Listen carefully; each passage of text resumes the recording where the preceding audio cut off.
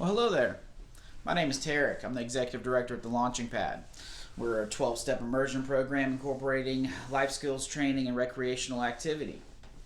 We look at the process of recovery as having 3 layers, really 4 layers. A physical component where we focus on the physical fitness of our residents. We also look at a mental component, which we believe the 12 steps and outside therapy will address. We also look at the emotional aspect of the internal condition that must be treated in order for the mental obsession to leave us. And we look at the spiritual component through obtaining and enlarging conscious contact with a higher power, incorporating the disciplines of prayer and meditation. Today's topic is going to be unmanageability as it relates to our first step in the 12-step program of recovery, but I also want to talk about unmanageability as it relates to living on a spiritual basis of life. An overview of unmanageability to start off with. For years, I believed that the first step said that I was powerless over drugs, all mind-altering substances, and that's why my life was unmanageable. And when I first arrived here almost 9.5 years ago, I would say that the unmanageability in my life, the external unmanageability, was closely related to drugs and alcohol. The inability to pay bills on time, to have relationships, to pay a mortgage on time, to maintain a career, and financial sanity, all of that. Those items were unmanageable in my life, and I thought once the mental obsession to use drugs and drink alcohol was removed from my life, that everything would straighten out, and it does on many levels. But on a deep internal level, something was not addressed, and about 18 months into my recovery, I began to experience a great deal of internal dis-ease. I'd become very bored in recovery, although I was sponsoring 6, 7 guys at the time. I was active, I was going to meetings, but I felt uneasy.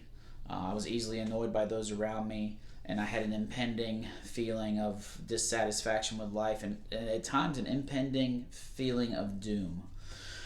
And I didn't know what was happening. I did everything that was asked of me, but I realize now that I missed a piece. For years I thought the first step said I'm powerless over mind-altering substances, and that's why my life is unmanageable. I believe that the mental obsession of the problem was the source of my unmanageability, and the physical abnormal reaction that I would have once I started using drugs or drinking alcohol was the source of my powerlessness. I really looked at it as a two-part problem. But 18 months in, a man introduced me to a new concept, and this is the concept we teach at the Launching Pad. Yes, it's very important to abstain from drugs and alcohol, but it is just scratching the surface of the problem. And the way he instructed me to look at the problem was in a threefold sense, three-part problem: physical, mental, and then the spiritual brokenness. The big book, our basic text, refers to it as a spiritual malady, conscious separation from a higher power, or any type of spirituality in your life that could be the center of your decision making. And I want to stress at this point that it is imperative that this internal condition is treated through the 12-step process, some type of spiritual modality of life. Because once that is treated, the internal condition is treated, then we straighten out mentally and physically. For years, I thought if I just straightened out mentally and physically, everything was going to be fine. But I found that further away from a drink or drug than I had ever been, I was miserable. And it was only by the grace of God that I did not resort to some type of anesthetic to deal with what life was throwing at me at the time. And so when I met this man, he asked me a series of questions, and this is what I define unmanageability as. Now, there are some that believe addiction is a two-part problem, mental and physical.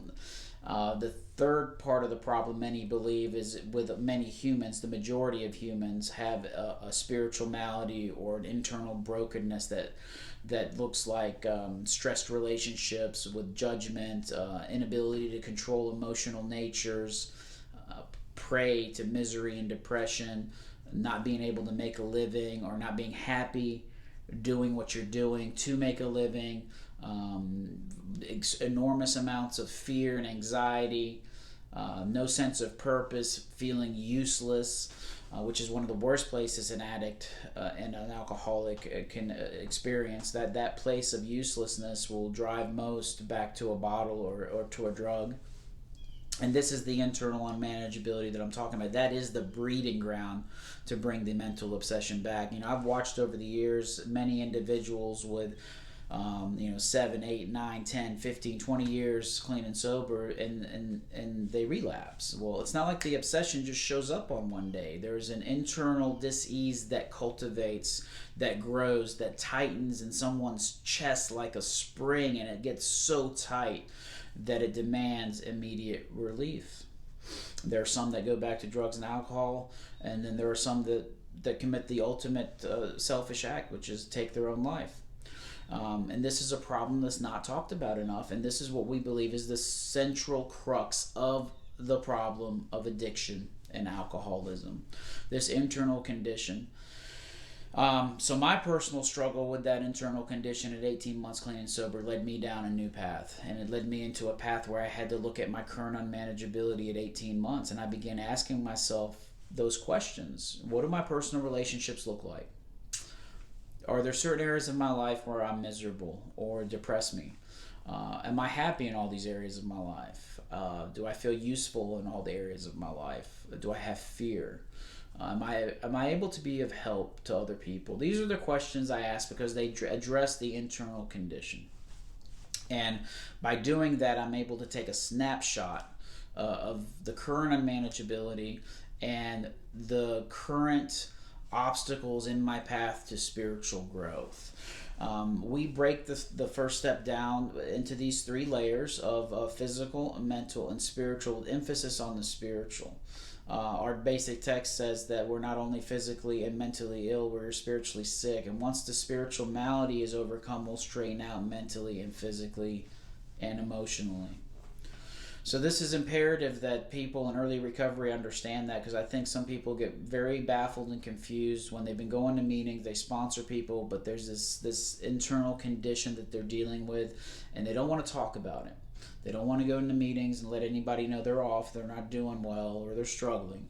But the act of talking about it and sharing, we don't forget it. We don't sweep it under the rug, and we're able to address it. And it's an aspect of embracing our shadows and dragging them into the light, and really seeing it for what it is. It's a way for our character to be refined.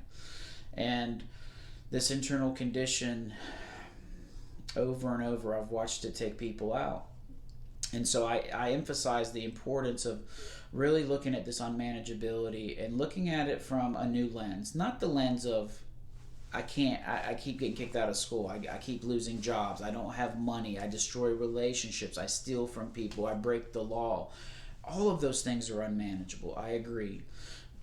But the problem in itself, the unmanageability that I believe we really need to focus on, is the internal condition, the restlessness, the irritability, and the discontentment.